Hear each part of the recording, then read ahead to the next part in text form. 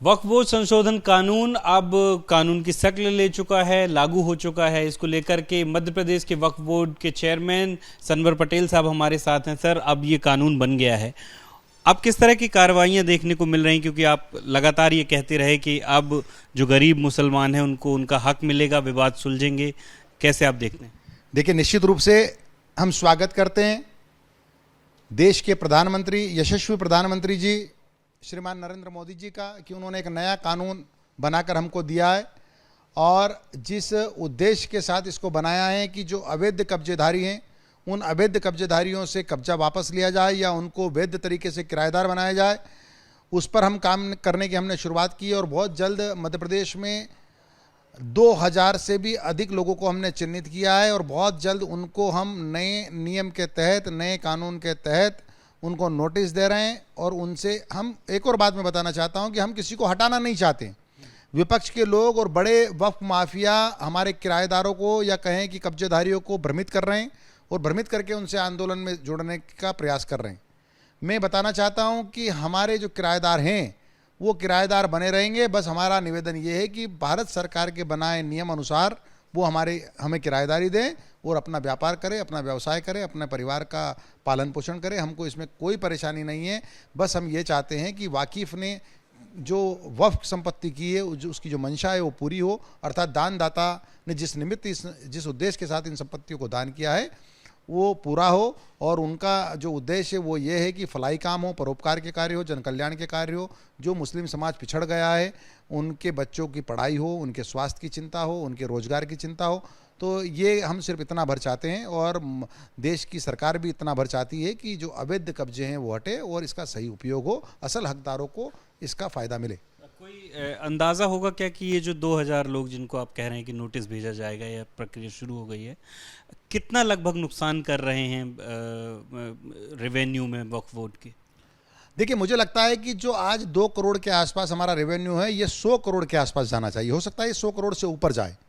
आज पूरे मध्य प्रदेश से हमको 2 करोड़ रुपए के आसपास चंदा निगरानी प्राप्त होती है। और हम अपने सर की बात करें तो हमारे अपने जहाँ वक्फ बोर्ड कैंपस है, इसी कैंपस में यतीम खाने के नाम पर जो लोग कब्जा करके बैठे हैं वो 2 करोड़ रुपये हमारी संपत्ति से उगाकर अपनी जेब में रख रहे हैं। तो अगर एक संस्था से 2 करोड़ रुपये का घाटा हो रहा है तो पूरे मध्य प्रदेश में लगभग 100 करोड़ से ऊपर का इससे फ़ायदा होगा। और ये पूरा का पूरा पैसा पूरी पारदर्शिता के साथ, अब नए नियमों के साथ, पूरे ऑनलाइन वामसी पोर्टल पर इंद्राज करते हुए गरीब ज़रूरतमंद लोगों के काम आएगा। तो ये कौन से लोग हैं जो यतीम खाने के नाम पर या दूसरे नामों पर ले रहे हैं प्रॉपर्टीज़ और जेब अपने भर रहे हैं? देखिए, हमारे इस यतीम खाने की जहाँ तक बात करें तो 2005 में एक पत्र शाहिद अलीम साहब के नाम पर निकला था और शाहिद अलीम साहब को प्रबंधक बनाया था। प्रबंधक जो हमारे आसपास की संपत्ति के भी मालिक बन बैठे।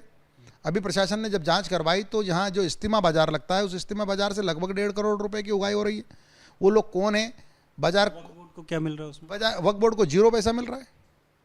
1 भी रुपया वक्फ बोर्ड को ना रुपया मिल रहा है, ना हिसाब किताब मिल रहा है। बल्कि हमको तो दूसरा डर है कि जब प्रशासन वहाँ पहुँचा और उन्होंने पूछा तो पता चला कि उनका किसी का भी जो व्यापारी थे वो देश भर से आए हुए व्यापारी थे, लेकिन उनका किसी का भी पुलिस वेरिफिकेशन तक नहीं था। अब हम लोग कोई व्यापार के विरुद्ध नहीं है, कोई उत्सव के विरुद्ध नहीं है। हम चाहते हैं हमारी संस्कृति है व्यापार, मेला, हाट बाजार, ये उत्सव संस्कृति भारत की संस्कृति है और वहाँ व्यापार भी होता है, इज्तिमा बाजार लगता है, हम उसका स्वागत करते हैं। लेकिन वो वैधानिक रूप से लगे, उसका जो पैसा आता है वो वैधानिक रूप से वक्फ बोर्ड के पास आए और वक्फ बोर्ड उसको जो वाकिफ़ की मंशा के अनुसार खर्च करे। हम ये चाहते हैं। लेकिन कुछ लोग ऐसे बैठ गए हैं जो अपनी जेब भरने का काम कर रहे हैं। हम नए कानून के तहत उनको ठीक करने का काम करेंगे। तो किसी की सह भी है क्या इनके पीछे? क्या आपको लगता है कि कुछ विशेष लोगों की सह भी है?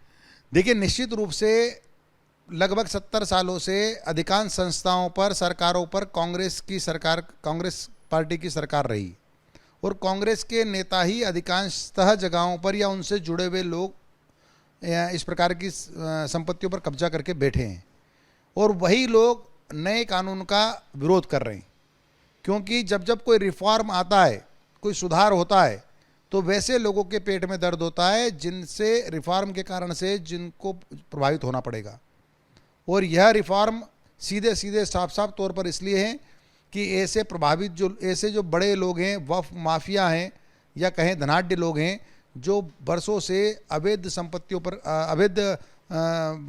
कब्जा करके हमारी संपत्तियों पर बैठे हैं, उन पर असर होने वाला है। आज विरोध के पीछे भी वही लोग हैं। मैंने बार बार आग्रह किया है, मैं आपके चैनल के माध्यम से भी अपील करता हूं कि ऐसे लोगों के बहकावे में ना आए। इनका तो शगुन ही बन गया है कि ये लोग सिर्फ विरोध करते हैं, काम इनको करना नहीं, पब्लिक के बीच इनको जाना नहीं, किसी के सुख दुख में खड़े होना नहीं। बस कोई सरकार अच्छा काम करे, कोई कानून को रिफॉर्म करे, कोई अंत्योदय के काम करे तो उसको जाकर विरोध करना इन्होंने अपनी आदत सी बना ली है।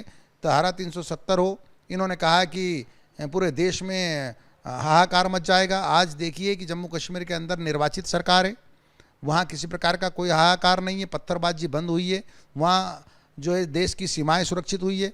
अब देखिए इन्होंने 3 तलाक का समय हो, GST का वक्त हो या CA NRC का वक्त हो, CA NRC में तो इन्होंने हमारी माँ बहनों को इस कदर बरगलाया, इस कदर झूठ बोला, इस कदर डराया कि वो सबकी सब अपना घर छोड़कर, जो जीवन में घर से नहीं निकली थी वो भी घर छोड़कर और आंदोलन करने लगी।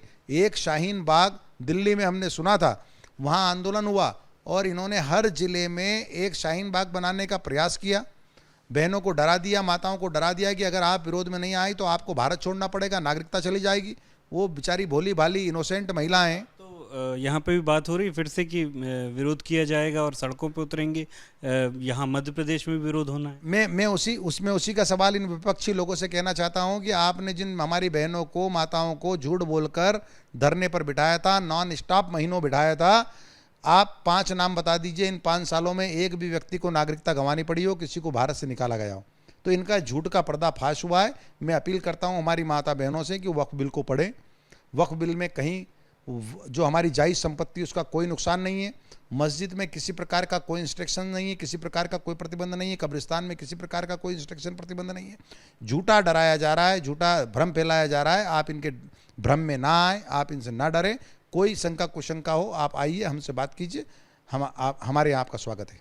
आखिरी सवाल पूछूंगा, क्या क्या कार्रवाई अब आप शुरू कर चुके हैं कि नोटिस देने की या इस तरीके चिन्हित करने की? निश्चित रूप से ऐसे वक्फ माफिया जो बरसों बरस से जमे हैं और असल उनके हकदार जो गरीब ज़रूरतमंद लोग हैं, मिस्किन लोग हैं, उनको उसका लाभ नहीं पहुंचने दे रहे हैं।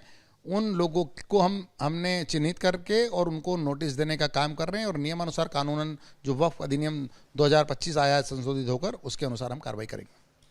तो वक्फ बोर्ड अब जो है पूरी तरीके से एक्टिव हो गया है इस मामले में कि जो भी लोग वक्फ बोर्ड की जो रेवेन्यू में लॉस कर रहे हैं, गलत तरीके से, फर्जी तरीके से ज़मीनों का इस्तेमाल कर रहे हैं, उनको नोटिस भेजे जा रहे हैं। साथ ही ये समझाने की भी कोशिश हो रही है कि ये किसी के खिलाफ नहीं है, बल्कि गरीब मुसलमानों को उनका हक दिलाने का काम किया जाएगा। कैमरा पर्सन होमेंद्र देशमुख के साथ अंबुज पांडे, ABP न्यूज़ भोपाल।